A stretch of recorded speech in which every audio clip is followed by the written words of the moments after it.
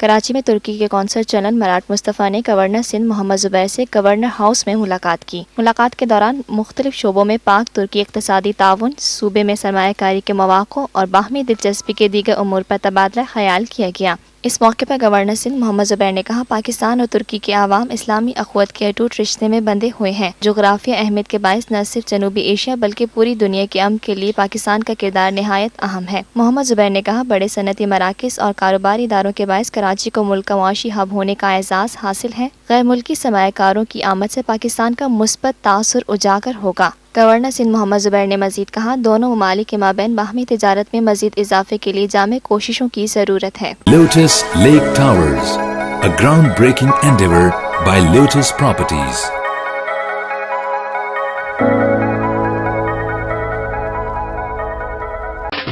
देसी खानों के मतवाले हो जाएं तैयार। पाकिस्तान का सबसे बड़ा बुफे वीकेंड आ गया है।